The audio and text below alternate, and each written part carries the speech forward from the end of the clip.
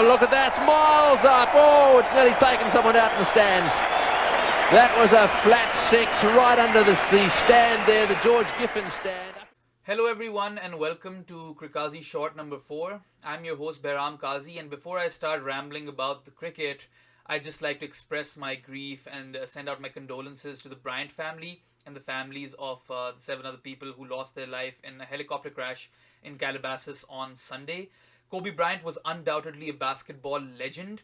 I did not grow up watching basketball. I got into it later, but even as a kid I knew who Kobe Bryant was. Such was the impact of this man on the sport. He had 5 rings to his name, and it's just so tragic to know that his daughter, 13-year-old daughter Gianna, also passed away in the helicopter crash. So my deepest condolences go out to the Bryant family and all the other families. Thoughts and prayers with them. Coming to the cricket now, Pakistan ended their barren run in T20 internationals by breaking their 5-match losing streak and won both the first T20 internationals. The third one was a washout, so Pakistan convincingly beat Bangladesh 2-0 in this T20 series. And while I will talk about Pakistan's successes later on, I'd just like to highlight that yes, Bangladesh did have a depleted side. They were missing the services of Shakibul Hasan, who is serving a year-long ban, and their ace keeper Mushfiqur Rahim, who did not tour Pakistan due to personal reasons. They still had enough fire in the tank to pose a better challenge. They had the experienced opener Tamim Iqbal, who has had a lot of success against Pakistan.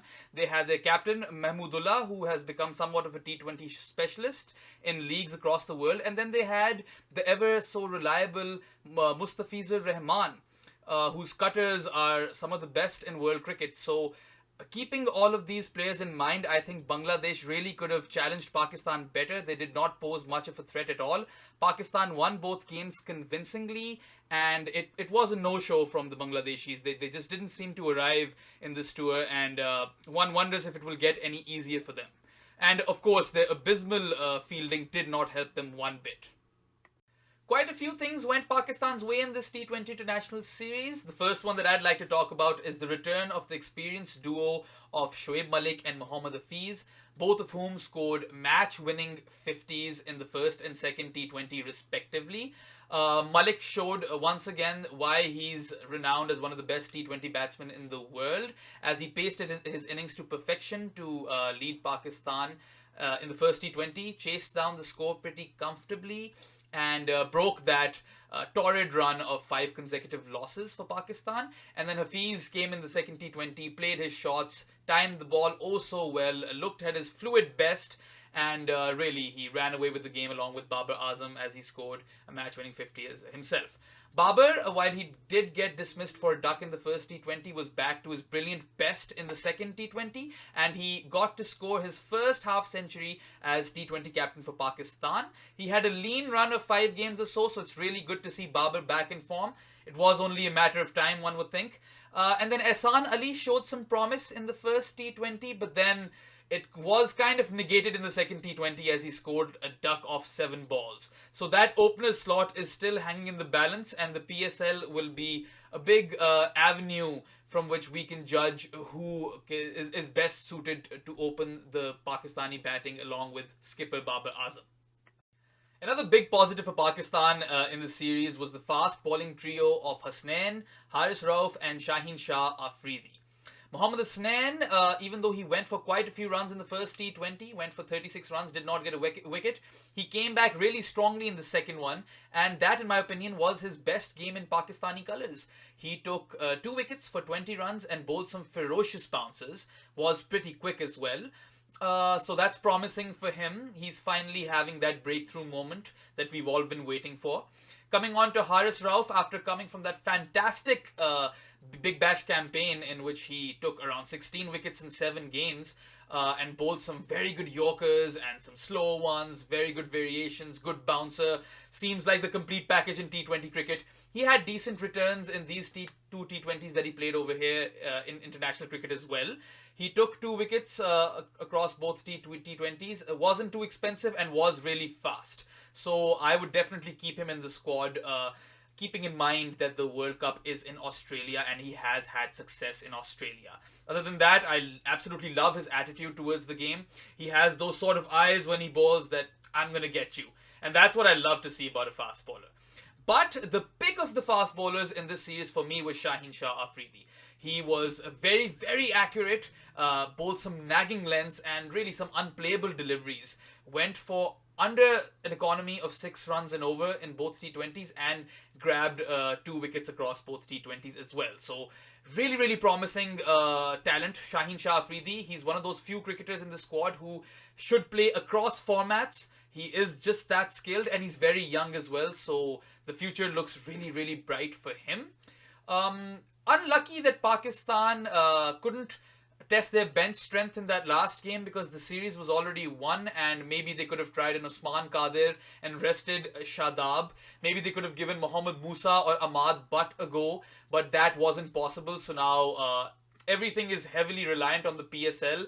The next crop of informed players and upcoming talent will come to the fore in the PSL, and one area that Pakistan really needs to look at is the batting. Pakistan needs to look at openers and some middle order batsmen as well, as Hafiz and Malik, even if they are both playing in the World Cup and are in the playing 11, they are definitely going to retire after that. So Pakistan needs some middle order batsmen. Hussain Talat is one to look out for in this PSL, and I'd be very keen to see how Khushdil Shah and Iftikhar Ahmed perform, since they know that they are in the Pakistani setup. So a lot of onus on them to perform. Before I end this video, I'd just like to talk about the players that I think are set for the World T20 and other positions that are up for grabs. Now, Babar Azam, obviously, opener and captain, is the first name on the team sheet.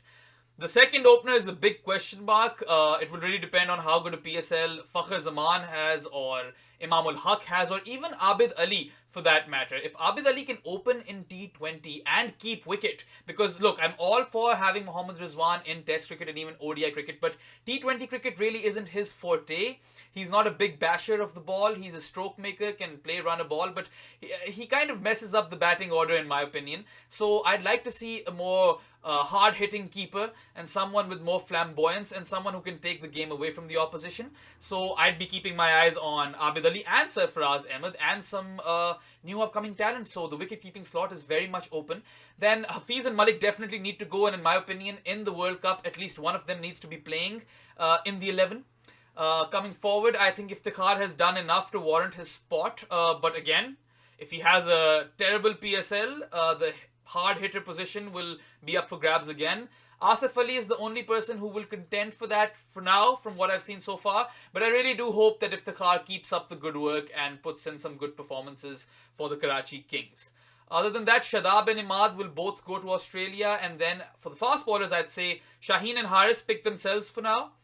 The other 3 fast bowlers are still a question mark. One would expect that Amir and Wahab would have a good PSL and would force their way back to the T20 side. But then you have young and upcoming talents like Mohammad Hasnain, Shinwari, Mohammad Musa, and then for all you know, even Naseem Shah, if he has a good PSL, maybe he could be considered. So fast bowlers are all over the place right now. I'd say 2 are show shot starters. That is Shaheen Shah and Haris Rauf.